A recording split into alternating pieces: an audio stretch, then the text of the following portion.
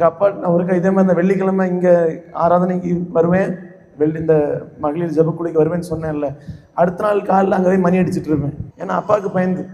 அப்போ என்ன ஆகிட்டுன்னா, அங்கே பூஜை பண்ணும்போது நான் கடைசி முடிவில் வந்து என் ஆத்துமாவே கர்த்தரை ஸ்தோத்திரின்னு சொல்லிட்டேன். நினச்சி பாருங்க, எல்லாருக்கும் அப்பான்னா இப்படி தான் இருக்கும், பயம் தான். அதே மாதிரி தான் இங்கேயும் அதே பயம் தான் எனக்கு இருந்துச்சு.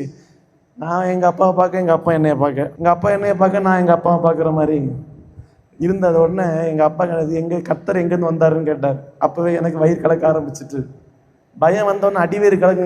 யாருக்கா இருந்தால் அடிவேறு கலக்கு இருக்குதா? இருக்கும், அப்படி தானே? அதே மாதிரி தான் எனக்கும். எங்கள் அப்பா பார்த்தோன்னே அடிவேறு கலக்கு, பாத்ரூம் போகிற மாதிரி இருந்துச்சு.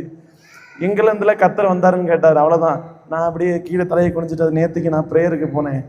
எங்கள் அப்பா சொன்ன ஒரு காரியம், இனிமேல் உன் வாயிலேருந்து இயேசுன்னு வந்தா உன் நாக்கு எழுத்து வச்சு நான் வெட்டிடுவேன்னு சொன்னார். ஆமென். அப்படி சொன்ன இது அதே மாதிரி இன்னொன்று ஒரு வார்த்தை சொல்லுவார். எங்கள் அப்பா ரொம்ப ஒரு காயப்பட்ட ஒரு வார்த்தையை